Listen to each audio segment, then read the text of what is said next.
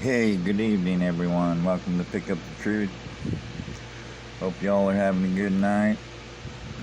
Sitting back, relaxing, ready for some more Bible study. Truth style. Yeah, we're going to dig into Genesis one more time and talk about the God that programs our mind. See what the meaning really is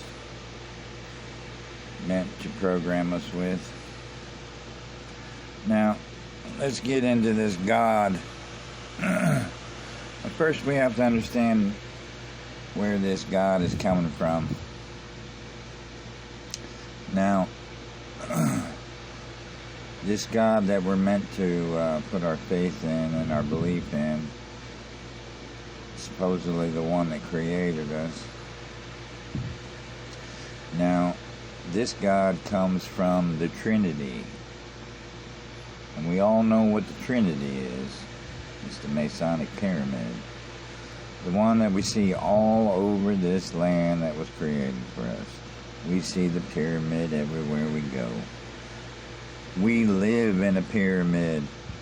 That's what this book is. It's part of the pyramid scheme that was meant to enslave us. That's what we live in. Fucking pyramid scheme. And here's the main culprits. The Father, the Son, and the Holy Ghost. That's the Masonic pyramid that keeps you a slave to this book and the words in it. And we're going to take a look at this God that so-called created us and created the beautiful things around us. And we're going to see if this God matches up with the true creator, which we already know. It doesn't. Now, this program God, in these stories that we've read so far, let's take a look at what this God has achieved. Now, this God has achieved in creating the heavens, which is supposedly space that doesn't exist, and the earth, which the biblical scholars are having a hard time trying to figure out the shape of. You got the preachers preaching it's a ball earth, rotating in the fictitious space that they get us to believe in. Then you got the book that these preachers are preaching from, telling us it's a flat earth, with the firmament above, keeping the waters out that house this fictitious God they call the Father. So he's supposedly supposed to be sitting in the waters above in a throne on top of the firmament. Okay. Now, they say this fictitious God created stars as well, the same stars they love to worship, but aren't really real.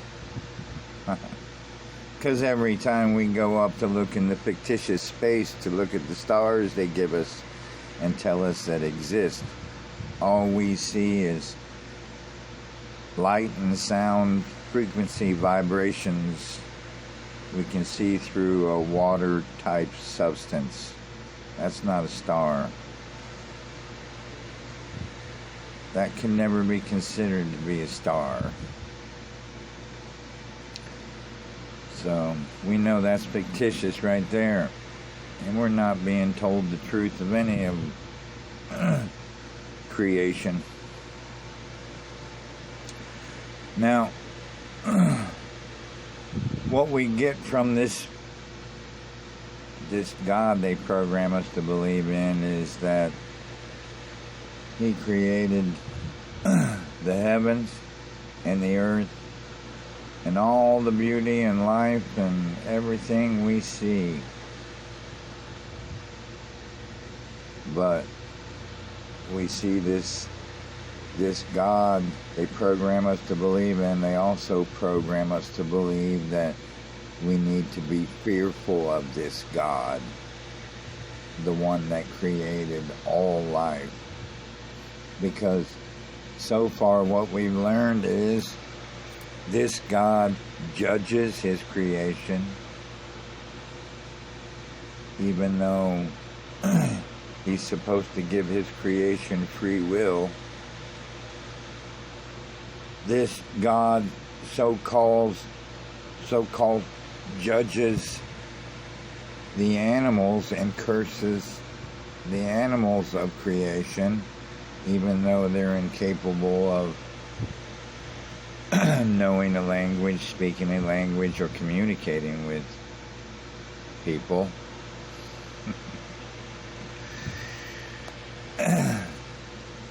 Curses the animals that were created in beauty.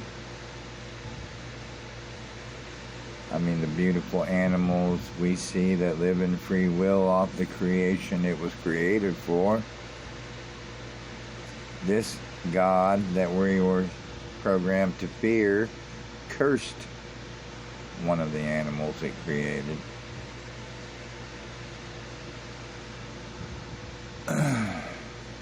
Now, as we read later on in Genesis, this God we're programmed to fear also cursed the land, the soil. Cursed the soil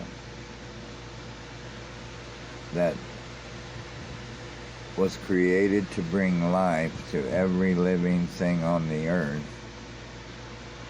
because the creation of Cain didn't work out for this God we're programmed to believe in, and he ended up cursing the land.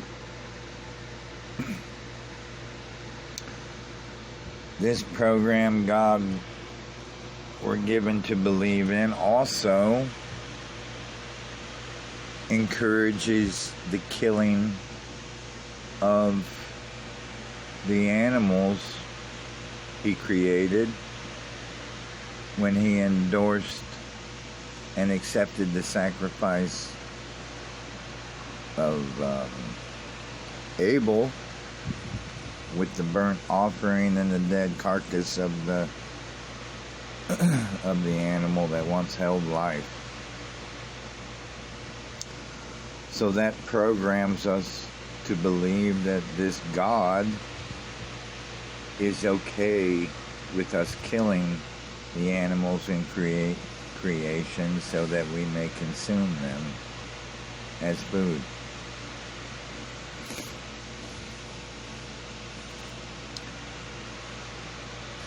Henceforth, us eating meat today, cooking and eating meat today, this is where we were programmed to find it acceptable in this book of lies. Programs our mind. Now, what else have we discovered about this God we were programmed to believe in? Let's see, shall we? So he cursed the land.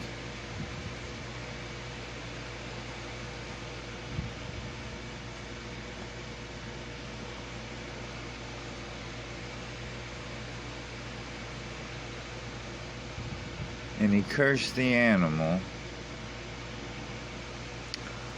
But he didn't curse the man, or did he? He kicked him out of the garden.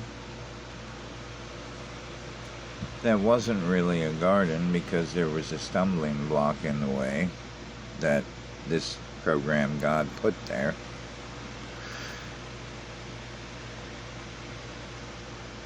So, let's see. Find out what he did.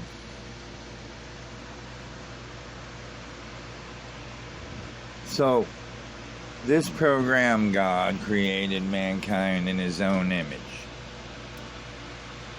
Now, the image of God, he created them, it says. Now, is that the image of the body or the image of the soul? Now, this book gets us to believe it's the image of the body. But when we look at it truthfully, it makes more sense that it would be the image of the energy of the soul, because we're created from the energy of the Creator. That's how we know this program God is not the one that created life, because this one knows nothing of the life it created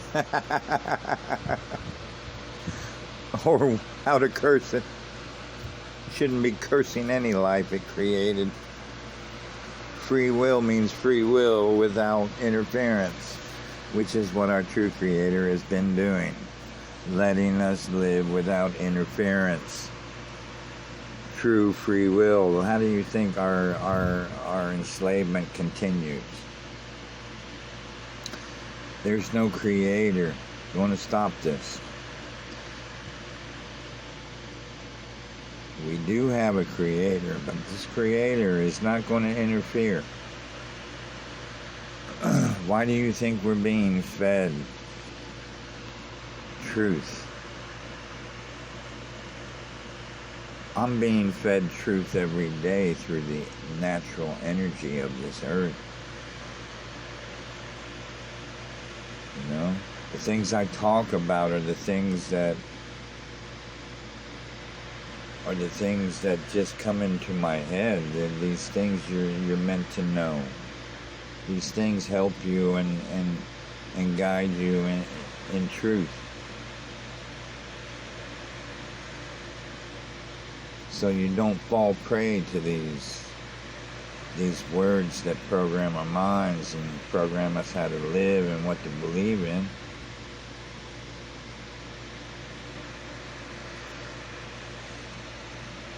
We're all getting these thoughts in our head every day. The natural energy filling our minds with truth so we can share with others. Now, this program God, let's see.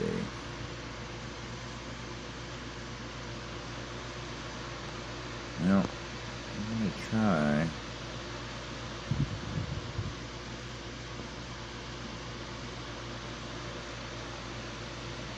Trying to get to the rest of Genesis, but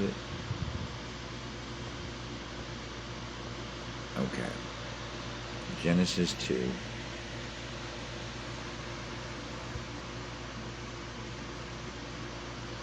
Genesis 3. 4. 5. Okay. Now, the reason for this program, God, let's talk about the reason why they created this Bible and they gave us this God of the Trinity, the God of the pyramid, the Father, the Son, and the Holy Ghost. It's all bullshit, people. They got you praying on your knees and making pyramids with your hands. Praying to a program God in a language that the real Creator would never understand. That's one thing you have to know about the God they programmed us to believe in. They want us to believe that this God created not only the heavens and the earth, if the heavens really do exist, which we'll never know until we live in the world of truth.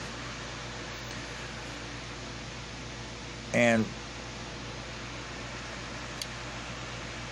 until we live in that world,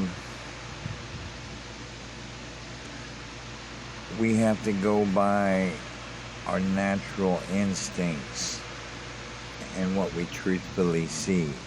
And what we see is this programmed God making us believe that it not only created the natural earth, but it's programming our minds to believe that it created the unnatural things, such as numbers, the restrictive languages, or language that it's so-called created so it could communicate with the men and women that it just created. Okay, we have to think about this rationally. We have a creator that just created everything marvelous. The beauty of life, all the life that was created, the land, the soil, all of it in perfection and harmony to feed off of each other and to regenerate life from death. Beautiful, beautiful creation. We're expected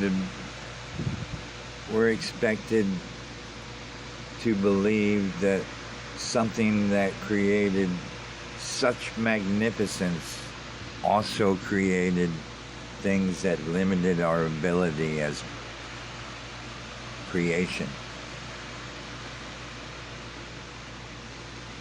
Think about it. If this God created, if our true creator created this language, that why does it restrict us?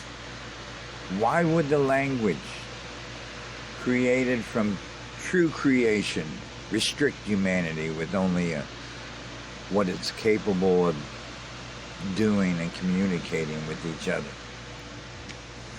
I mean,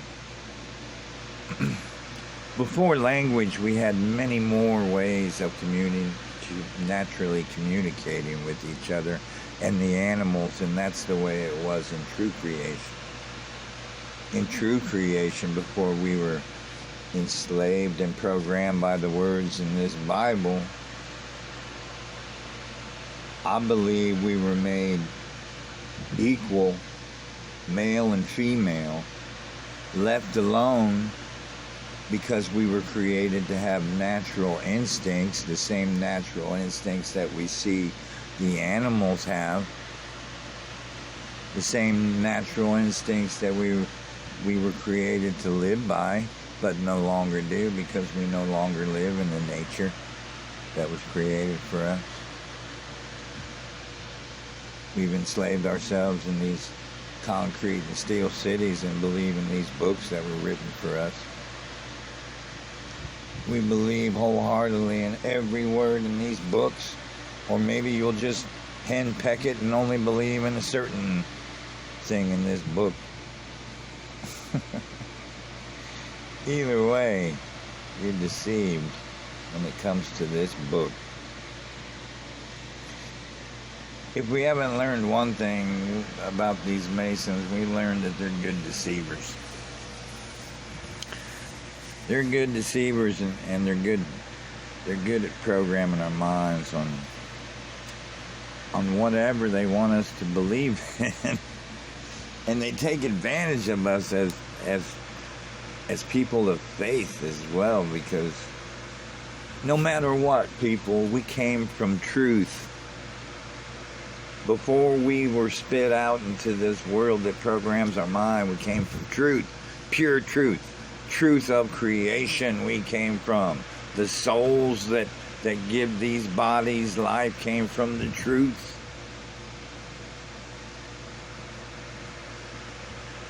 Our bodies itself, before our souls entered it, came from truth, came from the truth of creation and how we reproduce.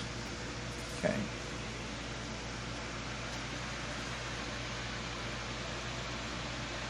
That's what we need to hold on to, the truth of natural creation. Everything we see in this world is getting so far away from the truth in natural creation and what nature is to us. It's everything. It's where we find what created us. It's where we find the peace and sanity from a world that enslaves us.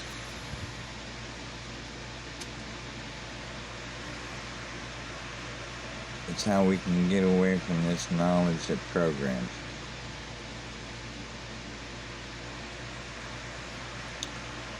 Now, this God ultimately was meant to program our minds to believe in this unnatural world, because this God programs your mind to believe that you need to have fear in this God. This God can come down to you in spirit form. It can take a body and watch what you're doing. But they program you to believe in this book. It's crazy, people. They want you to believe that God is looking at you every second of your life. The one eye. Well, we know what the one eye is now, don't we?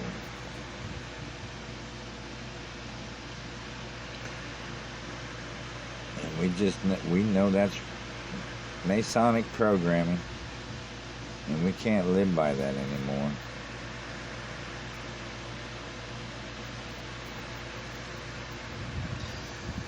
They want you to believe that this God made the east, west, north, and south.